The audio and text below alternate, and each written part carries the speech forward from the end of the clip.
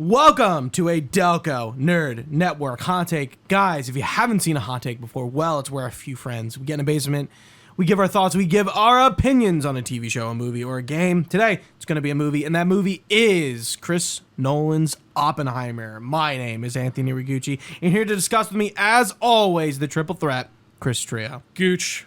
I'm the Trinity test today, actually. Thank you very much, if I could be. Okay. No, that was off the cuff. Look, we're firing on all cylinders today. Happy birthday to Chris Nolan. Just wanted to say that really quick. We are recording on his birthday today, which is cool, but this won't be going live on his birthday. Good for him, man. But, hey, man, great films. So I'll just say that, first off. Wasn't a fan of Tenet. Otherwise, great stuff. Gooch, Oppenheimer. What did you think, man? Prometheus stole the fire from the gods and gave it to man. For this, he was chained to the rock and tortured for eternity. That is how we open Oppenheimer, with this big high-level quote of, like, this whole movie is basically based on. Oppenheimer was a fucking... wow. What a ride. What a ride. I really enjoyed it. It is a high-level movie. Dialogue heavy for sure. Yeah, not as expository as Tenet. Like in Tenet, they're like rattling off like narrative beats, like it's going out of style. No, yeah. But I do think Oppenheimer, for the 3-hour runtime, moves at a clip. This movie is constantly moving. The end, it kind of slows down a little bit, but I was engaged and on the edge of my seat like the entire movie. The cast, every single one of them, from our big names like Robert Downey Jr. to our small names like Josh Peck, like everyone like did a good job. He's only in like one scene, right? He presses the button, man. It's a big fucking deal. It's a big deal. I agree. It's a big role. Absolutely. Anything else I don't want to step on? No, I mean, we got a lot to Absolutely. talk about, but holy shit. What, like, Barbenheimer Part 2, baby. It was a great weekend. We did them both. Oh no, we did them one weekend after another. We didn't do them both in the same weekend. Yeah, but yeah. I think that would have been a fucking lot. It would have been tough, back to yeah. back. But well, yeah, I wouldn't have done it back. I would have, if I were to do it in the same weekend, I would have done it like a Friday and a Saturday. There's no way I could have done. Yeah, back but to back. the event of which this movie was indeed worth it. For sure. Listen, Chris Nolan, he's a fucking amazing director. He gets some of the best performances out of people I feel like I ever see. He knows how to choose his actors for which roles. Cillian Murphy is amazing, as always. I mean, I loved him ever since we first saw him back, or at least the first time I remember seeing him back as like Scarecrow in Batman Begins. Oh yeah, he auditioned for Batman. Yeah, he did. Yeah, Yeah. That's where they apparently met, I think, and like that's why they've kind of, and obviously, that's how he got the Scarecrow role. But that's and how they've continued on to be like really good friends and like working partners. So it's a fantastic movie. It's a dense movie. There's a lot of historically rich, politically rich. Absolutely. Yeah. It really explores the character of Oppenheimer. I feel like you get a good sense of who this guy was and, what he stood for and how, like, intellectually curious he was, which I actually really liked about him. He wasn't afraid to apparently speak his mind or to affiliate with people who were seen as reprobates at the time, especially in the Red Scare era with, McCarthyism and things like that. Yeah. Like, I mean, dude, the way they were following people back then, I mean, not that they're not probably still doing crazy similar stuff now, but taking down license plates, you go into a party. Right, I mean, communism was a big... you could probably say it still is a threat, but a huge threat. Well, not even and just in the way of like even just the ideology, the way of like not even necessarily like if you were working for the Russians, but even if you kind of thought that way, like you were put on these lists, and even that Oppenheimer associated with these people, it screwed his life up. But yeah, that is like a big crux point, that like the fact that he associated with card-carrying communists fucked everything up. Absolutely, and I appreciate the manner that he was back then, and if this really was, it seems to be pretty accurate that he still did it, and he was intellectually curious, and he just wanted to explore these ideas no matter what the like cost was in that way, and the way he would even apparently push back on his like his colleagues, at least depicted in this movie. I think it was a fantastic film. I think it's one of the best character studies we've seen in a long time. Probably I would say not even just character study, but historical and political film. Like, for sure. I think when you get a movie like this, it tends to be pretty dry and boring. For sure. I think like I went to go see it with my dad, and I was kind of talking about him, and there is a lot of points in the movie where they're going through the science and the math of splitting the atom and creating the atomic bomb, right?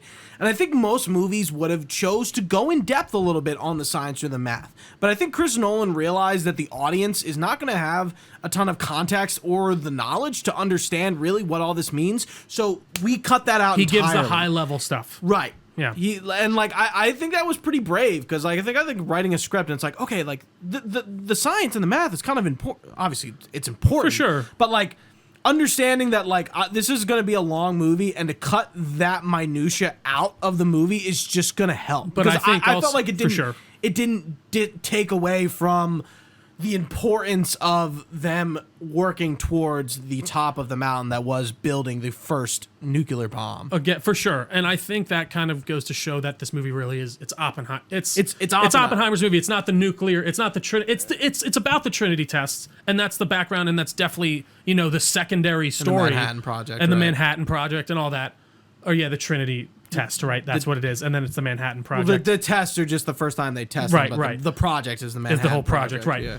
And you can tell that this was about Oppenheimer. Right. Like the story of the nuclear bomb and the creating of that was, absolutely at the forefront as well, but it was secondary to his kind of personal journey and how he got to where he was and how he became like the father of theoretical physics here, basically, right? He's the guy who apparently brought it to the U.S. Yeah, really made it a big thing. Yeah. Which is wild to think about. Got a bulk of his education in Germany, because that's where they were teaching entertaining the ideas of quantum mechanics. And this was all during Hitler's rise, right? So he was the late 20s and most of the 30s. He was, in Europe, and that he learned from Heisenberg and some other larger European notable European intellects, and then coming back and bringing what he learned in Europe to America,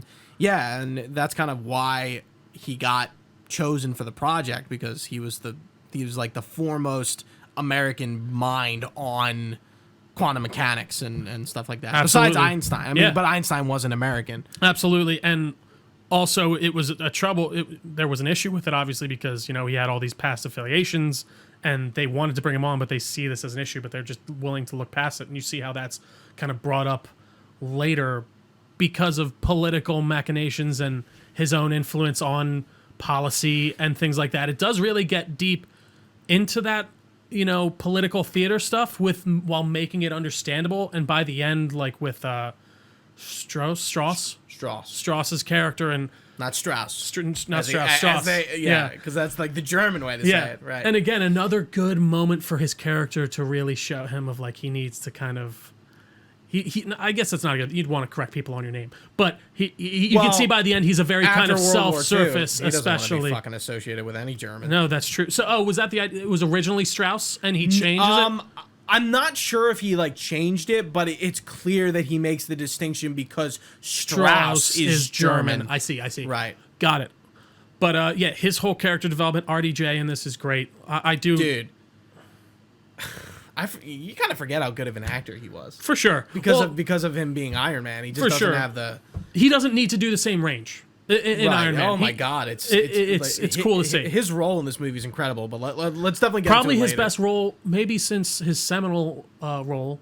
In Tropic Thunder? Correct. But no, dude, he is fucking fantastic. And I actually even really liked Alden Ehrenreich as his kind of left-hand man. Yeah. Especially at the end. For sure. Yeah. For sure. Yeah. Again, a lot of big name actors and a lot of small people like Aldenreich, who we haven't seen since Solo. For sure. Yeah. Yeah. That poor guy. He was the best part of that movie. And I feel like he got shafted. Different podcast, but either way. One of the things I think that there were a few parts. I know we jump around in time. That's what we got. I mean, there's a lot. We're jumping in time in the movie.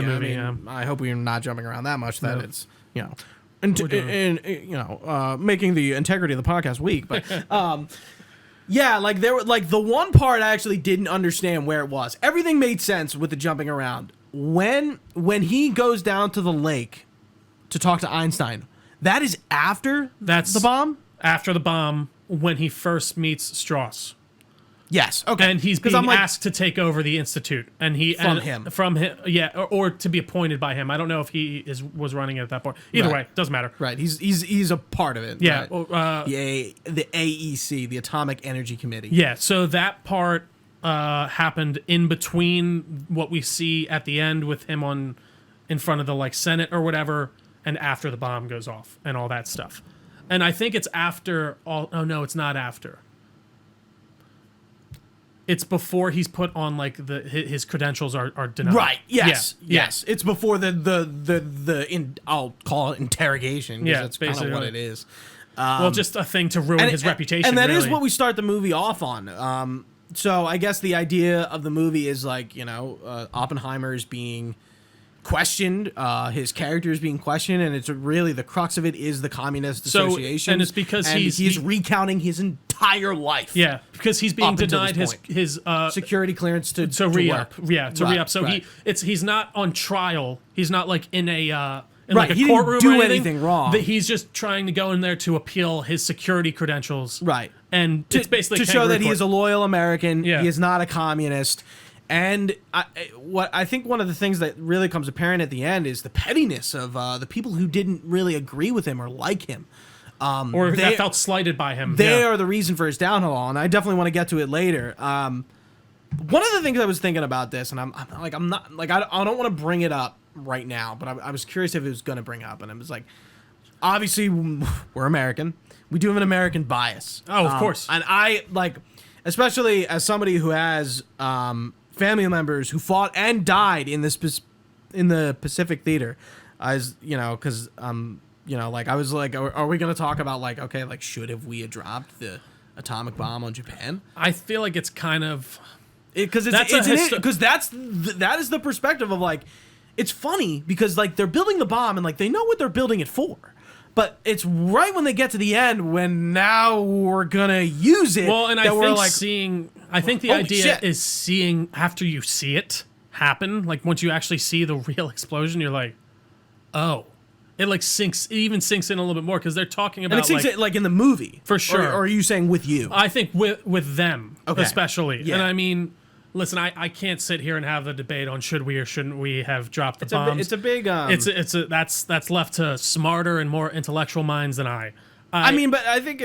Sorry, go ahead. No, it's. Listen, I think it's a fair question to ask, and because I don't know. I've heard many justifications for and against, and I really couldn't tell you where I stand myself.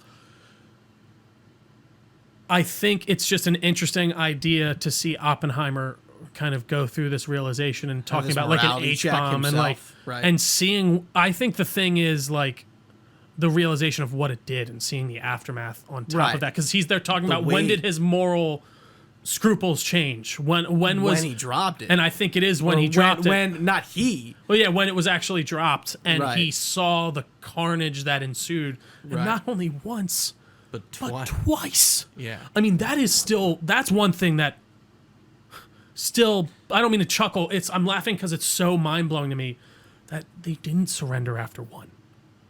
That like, I think that's why it's appropriate to talk about it, because they even say it when they're in the room when they're talking about the locations, and it's my theater laughed during the scene, and I think it's funny. Did too, because with the Kyoto, when he was like, I vacationed here and I liked it, so we're taking it off the list. It's funny. It's dark. Like, I think it was a darkly comic moment for sure. The reason that actor is awesome, by the way. He's in Dexter too. Yeah. And I was like, oh, this is great. I was like, again, another like random actor, and he's like, yeah, we have like 11, 12 potential targets. I want to take Kyoto off the list. It's really culturally significant. Important. And me and my wife honeymoon there. Yeah. It's a nice place. No, dude, I laughed out loud the loudest in the thing. And it's funny. Like, it's in a fucked no, it's a darkly, way. It's a fucked up, darkly comic way. For personal reasons, we're going to not nuke Kyoto. Yeah. I think the idea is that's part, like, most of it is the cultural significance, but even to say...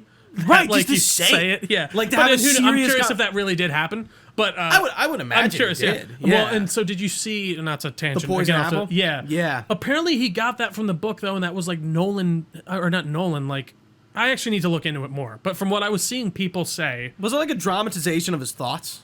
or that he had told that story like multiple times. James to people. Darcy, by the way. Yeah.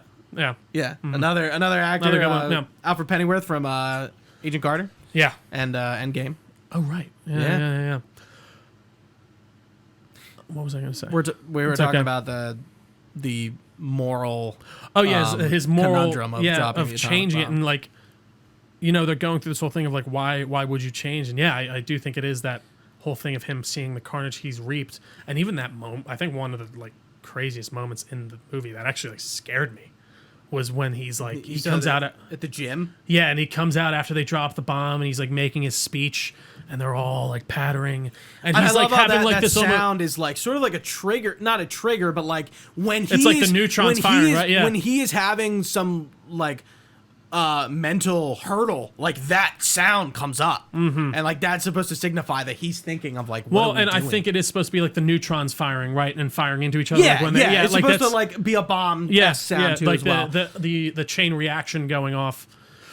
But It was a great scene, and it was powerful, and it scared the fuck out of me when they like tap him out of it, because he's like hallucinating, and then they like slap him on the shoulder, and he's back in it, and I was like, Jesus Christ, yeah, that got me. And another one like that is when he's going to the Communist Party for the first time, and his brother comes up to him, and like I think there's like no sound, and then he hits his back, and it sounds like he was being assassinated or something, like somebody was watching Very him. interesting uses of sound in this movie. The score is great, fantastic, yeah. and the use of the sound effects with the score, like really, they like just like made them one. Like I don't think you could watch this movie without like the score and the sound effects. And I mean, this goes without saying with Chris Nolan, but I mean, I said it. Even He's a Greta. masterclass He's a in masterclass figuring in that out. shooting. Like he must have guys that he works with for his like what's the word? His people, Yeah, his people. I'm trying to think of He's the like- actual yeah. the actual term, but the people he works with knows what they're doing. On top of he knows what he's doing. This movie is beautifully shot. It looks amazing. All the sets are there and real. You feel like you're with the fucking actors in the scene. It's just an amazingly well done movie, and he knows what he's doing, and it's so apparent in every film he makes. And you know, I wish more people in general knew like directors story? more, or the story for okay, sure. sorry, but no. but like directors on a better base. Like I'm telling people, like this is a Chris Nolan movie. They're like, well, what else has he done? And I'm like, Dark Inception, Knight? Come Dark on. Knight. Like you can Interstellar, and they're like, oh fuck, he's that. Like you don't know his name. Like it makes me sad that like there are certain directors that still don't get that recognition. I think he does. Don't get me wrong, and I think he's a very well beloved director for like especially like people who follow movies. But I would love to see him get even more recognition in that way from just your general moviegoer. But it's tough to do for any director. If you're watching live on twitch.tv/Delco, It's a tongue twister. if you're watching live on I can't talk. Twitch.tv/Delco Network. I never usually have a problem with that. It's all You right. can ask us some question lives, and Please you do. know, we occasionally include you. Mr. Pongan asks, you mentioned neutrons. How hard does the movie go into the physics aspects of it? Not hard at all. And that's what we were kind of mentioning earlier. It just doesn't really. High Like level. it's clear that Chris Nolan didn't want to get mixed up and And give a bogged lot down. of time to the science and the math of the nuclear bomb. Like I think it would have like made the pacing odd. And they taken they the do focus- talk about it a lot. Like they, you know. For sure, and I think it would have taken the focus more off Oppenheimer. And like we said earlier, this movie it's very squarely about Right, Oppenheimer. it's not about the bomb. Yeah. And that is It made is, but it's- apparently yeah. clear when they, which I found a little bit disappointing, and I want to go back to what we were talking about earlier, when they don't actually show the bomb being dropped. How they hear about it is Truman's announcement on the radio that they dropped the bomb on Hiroshima. Yeah. And going back to, you know, them in that room making the decision of what towns to bomb, and like, you know, did we had to do it, and like what would have happened if we didn't, like, in my opinion, I think it's pretty clear that, and the general even says, the Japanese will not stop fighting us. They're going to fight us tooth and nail, to the death, men, women, and children, if we go to Japan. And that was kind of the idea in the history. It's like, if we go to mainland Japan, We're gonna kill all them, but also millions of millions people of us will will die. die. Yeah. Millions. Not just on our side, on theirs as well. And they will fight us tooth and nail. And that was the decision that like we have to show them that they need to stop. And that was like the driving force behind that decision, because it's very clear in the movie that like we are building this to drop this on the Germans. Yeah. We need to beat Hitler to creating the atomic bomb, and if not the Americans, if And not there's us, almost, who like- else? Not we can't be Hitler. It has to be us. And again, there was We almost have to even have like the a power. there was. I mean, the Japanese weren't great during World War II either, but like they, they had their issues for sure. But I guess there wasn't this outright as like there was this evil aura around the Nazis themselves, obviously because of concentration Japanese were a camps whole and other breed. Yeah, they were. I mean, they. Don't get me wrong. They would. I mean, like literally, They would kill themselves to kill you and stuff like that. right? For sure. The, Yeah, the Banzai lengths they clones, yeah. were willing to go to kill us, And it was because they were such an honor-based society, and they still are a very the honor-based. zeal and the fanaticism behind Imperial Japan was really exemplified in World War II. And it's like, and it's kind of think of like, if we didn't drop the nuclear bomb on them, like look at how the Japanese culture flourished after Again, World I War don't. II. I and like don't. and the I technology. hear ya. it's- I just don't think that's something we it's even an need to like. It's an interesting perspective to just be like, what if we didn't do it? No, What would for have sure. happened? But again, I don't think that's really like the question here. It's the moral qualm of Oppenheimer. Like, I don't think that's like. I agree with you 'cause on a now- lot of those well, points. like, Actually, now he but has like the blood is on his hands. he and feels the blood's on his hands, and also it's. the Truman scene. I thought that was- Oh my god! I actually thought that was good. That has to be true as Probably. well. That like I had no like, dude. Well, that was black and white, right? No. Oh, it wasn't. Okay, so So that's the black and white stuff was through Strauss. That's what I was. Well, picking so up. what he said is that's supposed to be the more objective look through the world is the black and white, not necessarily through Strauss's eyes. Oh, because I And- felt like and- Strauss's stuff was always through that. and like that's supposed to be the more objective look at what's happening. The colored stuff is Oppenheimer's more Okay. subjective look of what happened. okay, So, yeah, I mean, Truman Truman stuff. laughs him off because he's like, "You didn't drop the bomb." I did. I but he's did. not wrong. No, he's 100% wrong. Right. I mean, yeah, Yeah, 100%, he's yeah. not wrong. That's why I thought it was funny the way he like laughed him Oppenheimer's out. the one who built it, and he knows that. Yeah. But obviously, the American public, not yet, doesn't know that. And I feel like it's funny, like looking back, and like we were talking about school, and my dad was like, "Yeah, we Well, I learned think by that time they did because he was on the Time magazine and stuff like that. Right. He was just known as but he got away with being known as the guy who built it, not the guy who dropped it." Right. And it was Truman's decision. He is correct. And he's like, and he takes out the thing and he's like, wipe your hands clean because I did this. Yeah. The Japanese don't give a fuck who made it. Yeah. They care about who dropped it. And then he calls him a crybaby. Oh my God. But it's clear that maybe even Truman didn't understand the level of weapon that they not only built, but unleashed upon humanity. I would disagree with that a little bit. I think Really? I You would. think? I think. And he would still act that cold? I think so because he's saying no. That's why he's acting so cold. He's like, "Are you fucking kidding me? You didn't do shit. I did this. I have the blood on my hands. I know exactly what I did." Yeah, like okay, that's okay. what I Yeah, took it yeah, at. yeah. I feel like he took That it he had the as audacity to say that it was his, that it was on his. Are you fucking no? It's all on me. I Right. know what I did. That's what I took it as, anyways. No, I think that's a much better explanation than what I had. That It he felt just very was like, powerful. you're just being a bitch. a bitch, Yeah. yeah. Which he does kind of call him. That. He does, but like also at the same, yeah. I can't disagree with him. Again, I don't think they paint Oppenheimer as like this total absolute hero in No, this. he's and fucking girls left and right. he's and he like- has some moral issues for sure, and he doesn't always. What's up He with isn't all always these- correct. What's up with all these like big power kind of people or like these important figures? I mean, all of them are womanizers. They're all Ben sleuths by Franklin. Like, themselves. what yeah. is this? Yeah, all these smart guys. Yeah, I don't know. Why was Albert Einstein? I don't know. I know Albert Einstein's wife, I know, did help him with a lot of the stuff he was credited with. We definitely too. got to talk about Einstein. But yeah, I mean, we get a scene or two with him for sure. but I And think his inclusion. that And I didn't realize, I guess, how little he was involved in the Manhattan Project. I thought it was much greater, but like, if anything, he consulted on Basically, it. yeah. That was his role. Like, you know, like especially like the scene about them, you know, when Teller's like, we could detonate the atmosphere and destroy the Earth, and they're like, how much of a chance? Like a 0.1. It's like, can it be none? Yeah, like that's. and then like the fact that he even brings it to Einstein, and Einstein has to like, I guess like even deliberate the idea of that even happening, like clearly makes him upset. And like just like that one that Kenneth Branagh played, the scientist from the Europe that gets saved, and like he's like, I don't want any fucking part of this. Well, I think I took that more as you got it handled. I'm going to go do the political stuff. See, I think he said that, but he also doesn't want to be involved in making the the most destructive weapon ever created on Earth. Well, and it's funny, they have that. And I think he understands that makes sense. As and the I think right? there was one interesting moment with Oppenheimer with his buddy at the beginning when they're starting to build Los Alamos. And interesting where that came from, too. Yeah. I didn't know that. Yeah, it was a flat, right? Or something like right, that. Right, but it was like a place he owned. Yeah, that is interesting. Yeah, I never, yeah, and he's having a conversation with his good friend that he met on the train. Yes, that guy. And he's like, dude, I don't know if I can be involved in this. He's like, if we don't do this, the Nazis are going to. Right. And that is truly the thing earlier, where I'd be sitting there just better us to have it and drop it and use it than the Germans. And that was the whole thing of we have to make it, because if we don't, they're going to do it. And we if know they have it, they're going to use it. Yeah. And do even worse stuff than what we would possibly do with it.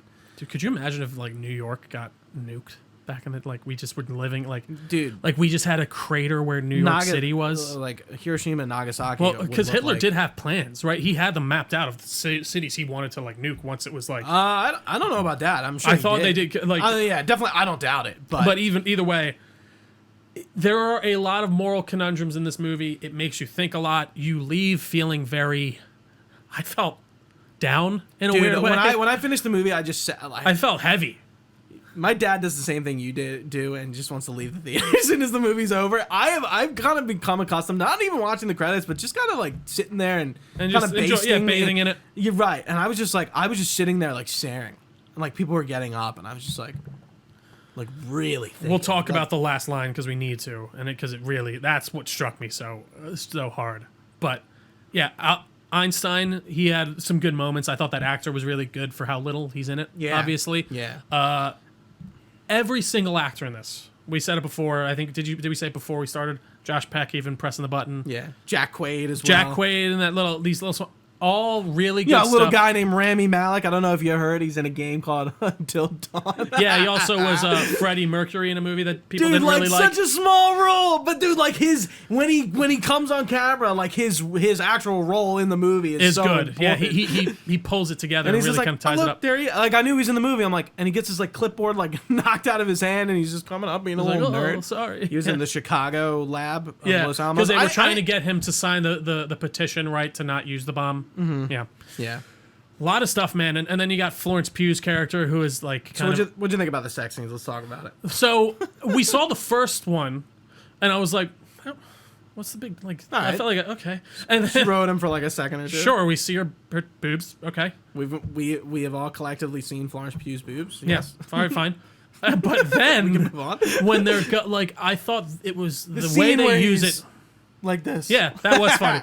And she just said, he is a skinny dude. Yeah, I'm he's not a... And he does look a lot like Oppenheimer. He really does if you pull up the pictures. Yeah. But there's a scene where, so he's being berated, basically interrogated in this court style thing that we mentioned earlier. And they're talking about how he went and cheated on his wife with this other woman who was part of the Communist Party at the time. Yeah. And her role is really important. Yeah, and it's very important, and it's his first love interest, who he kind of falls out with, but how it was just a do they just don't like they, a relationship today. She can't commit to him, and she's don't send me flowers, and but then he's I why you, do you but I don't why do you call me though? And she's like, because you answer. No. Then don't answer. That got a laugh from my theater. I was like, that's pretty funny. I was like, this seems already a modern day issue as well. But I thought she was used very well. But then we get to the scene when they are in that court, and he's talking about how they spent the night together, and just in front of his wife. Right. And that moment where he has to put on record that he cheated on his wife. The way the camera moves, and then he's suddenly naked. I'm like, okay, and then it goes because it goes behind a person and then goes behind another person, and Florence Pugh is just on him, riding him and just staring at Emily Blunt, his wife's character. I'm like, Kitty, yeah. I'm like, fuck, man, Wait, that was did you not like that? Or? No, it was powerful. It was right. It fucking it conveyed exactly the importance and the dressing him down. not opening up, him being vulnerable, like really vulnerable. Well, but also just putting it all on display and, like you said, on the record. Like Right, he might right. as well be fucking her in front of everyone in this room. Right. That's what they're doing to The him. guy who plays that main interrogator, he was good, man. Dude, he's always good. He's great in every movie he's Again, in. another actor. One of those guys. Yeah, one of those guys. Yeah, you know, it's like, oh, it's that guy. Yeah. All of that like hearing stuff was really great. Jean Takovich is her name, right? I think so. Yeah, I know her first name's Jean. I think it is Takovich. Makes sense. Yeah, and like, you know, she gets brought up, and like, you know, I feel like, okay, her death, her suicide, which I think. So they kind of slipped in a hand, right? Right? Like, Yeah, I saw it. You know, I'm like, what's funny? they're- They don't reference that at all anymore, and it like slipped by my mind. I saw it, or do they reference it again? No, I think It on seems the like book, someone she killed herself. Yeah, but I think the idea is that they think and maybe she was the killed. history is they don't know, but murky, maybe she was Well, not. maybe it's assumed that she did get killed, right? Is what you're saying? Yeah. right. That the U.S. government saw her as a threat because of her relationship with connection to Oppenheimer Oppenheimer and and killed her her. being a communist, and they killed her for Yeah. it. Because I mean, It was a very quick scene. Right, They yeah. it's like a gloved hand Yes. pushing her head down. Yeah. But then it's just her in it. And then right. That was a good catch because I totally Yeah. forgot about it. Yeah. I was like, I immediately caught that. I'm like, wait, did she kill herself? Again, or a did, great or did somebody kill her? Chris Nolan, man. Just kind of like subliminally almost put that in there because I wouldn't have even thought about that again unless you brought it up to me. What is Matt Damon's character's name? The general something I can't remember. I forget off the top of my head. He apparently built the Pentagon. Yeah, apparently. Matt Damon. Oppenheimer. I just gotta look the character's name. No, it was It's gonna actually- drive me yeah. fucking nuts. Matt Damon. I love how I look it up and it's just like it's not front and center. Lieutenant, hold on. Groves, that was it. Yeah, Groves. Yeah, Leslie, his name's Leslie. Yeah, somebody calls him Leslie in the movie. Leslie. He was fucking great. Had a lot of interesting lines. Like I think explaining the importance of like the Manhattan Project when they was like, you know, this is the most important fucking event in the history of the world. Yeah, like which he's losing it, was. yeah. I mean, you know, like because this doctor's like, I don't want to move there. Like, where am I? Why would I do that? Right, Yeah. right. It's just like, no, like get what you need to understand what this is. And you know, him being on trial or not trial in that interrogation room, like talking about him and you know the fact that he like doesn't like Oppenheimer in the beginning, but kind of like, you know, like does like him and then kind of sours almost in a way, like right. Yeah. The back and forth with a lot of the people in this movie on their relationship with Oppenheimer is interesting. Teller being one of them as well. Like, you know, like constantly bickering with like the majority of the group, but like was that the guy who the hydrogen H-bomb one? Yeah. Yeah. I think and Imagine if they dropped he the turns hydrogen on him one, and yeah. like the handshake thing, where he like shakes his hand on the way out, And later, yeah. Kitty was like, "What the fuck are you doing? He just totally destroyed you," and you like Shook his hand, and then you know at the end where I guess they're honoring him late in his life. I love that whole kind of diatribe with And he shakes his Einstein, hand, and then yeah. Kitty's like, "No," Yeah, which is great. and her Good old age makeup, by the way, for all of them. yeah, Really good. yeah, practical, man. What a concept. I don't know if it was. There's no CGI in the movie. None? None. Not a shot of CGI. I'm From curious. Chris Nolan's mouth. I'm curious what there was one shot where I felt like it had to be CG because I was like, how else do you create that? But I can't remember off the top of my head. So you won this round, Christopher Nolan.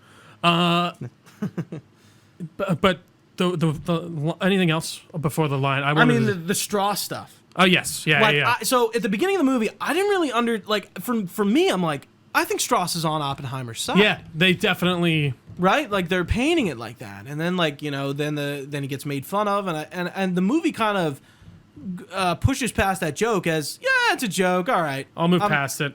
but he doesn't.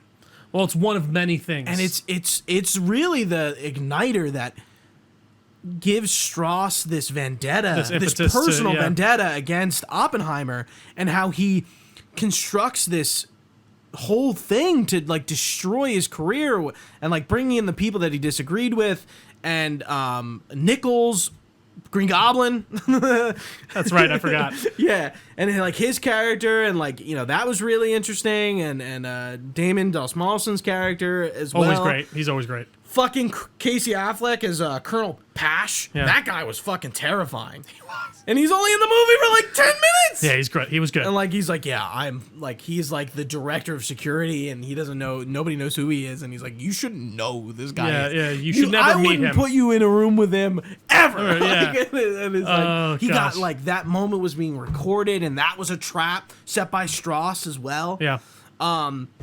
And then Rami Malek comes out, and it's like, no, like you're not like you're a piece of shit. This is a personal vendetta. This has nothing to do All with of us anything. Like, he was banking on the fact that the other scientists would like be with him, that Right. he didn't work with at the other lab, not in Los Alamos. And I think actually the real igniter of the situation was Albert Einstein not giving, like, not looking at it. Yeah, but and I think yeah, that's for what sure. really Well, caused and by him the to- end, you find out he's just such a vain little man No, because because it was never about him. Like the way Alden Right. Ehrenreich, he's like, how do you know they even talked about you? Right. And then he's like, you ever think this is like bigger than you? yeah, Yeah. And then he dude. walks, and then it cuts to that. It was great. And Oh then my it cuts to God. that scene where he's taught, and we finally yeah. hear what they said, and he's like, talks about how he's like, I came back, and we talked about how this could have ignited the whole atmosphere and ignited something we couldn't stop. He's like, yeah, well, I think we did. And Right. then Not like in a literal sense, but in a in like yeah, in a literal sense. almost yeah. And the way like the guy who Figuratively plays Albert Einstein plays it so well, And in that moment. like that realization moment is like almost worse than the world like being destroyed. just immediately, yeah. It is interesting, man. It's a great film. It really is. This is a movie watching again would really help. For Because sure. now that you have the base and the understanding of like the whole plot, you can be like, okay. Because there are a lot of characters like that I like, like Damon Dosmalson's character, I forget the name of. Like a lot of names are hard to remember because there's just a lot of people in and out and in and out and Yeah. in and out. Which is great. I think the movie like does its. It juggles them well. Would this technically be like an ensemble cast or no? To a degree, Because there are so many people. But a lot of people. I would say no because it doesn't focus on all of them the same way. It focuses on it's blatantly Oppenheimer's story where it's not like the group story. I think that's what an ensemble technically is, but it's a great ensemble of actors. That's for sure. Yeah. Yeah. I like the part where, he quotes his famous, I'm become death, the destroyer of the world. I think it's from the Bugita. Yeah. If you want to look it up real quick. I know it's a Muslim text. It's a religious text. It's Shiva I think you're right. saying it.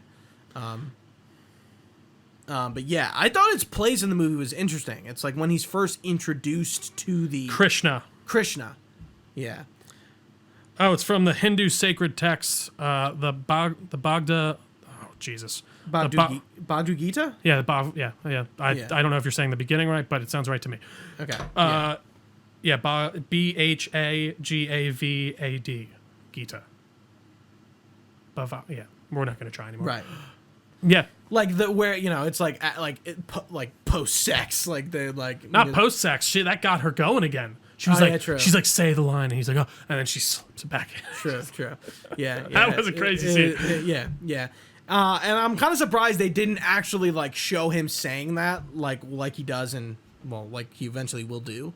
Like he quotes that. I don't know if he's on like a news program or what. And I guess an ending. I found it appalling that the U.S. kind of like turned their backs on him. Dude, the McCarthy era was such a shit show and bullshit in so many ways.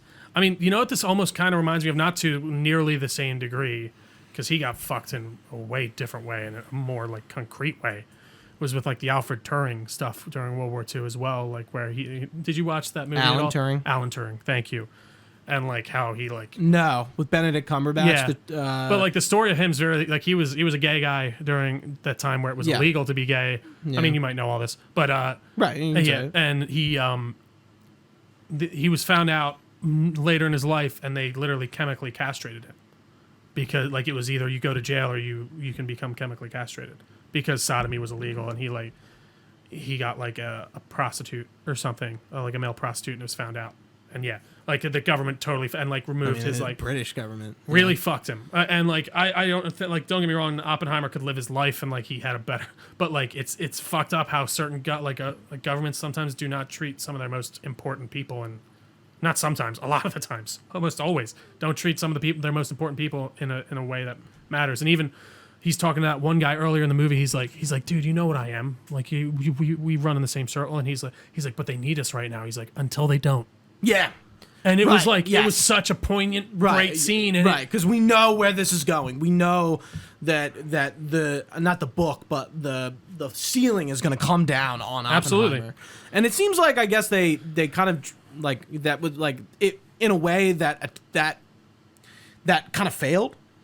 Because I guess he did get honored later in his life. Well, and I think that is majorly because the McCarthy era did finally end. And like, it was funny fail. that JFK was involved in that trial. Yeah, that was interesting. Some young senator from Massachusetts, John F. Kennedy. John F. Kennedy. Yeah, like, it felt like that moment did feel like a superhero movie.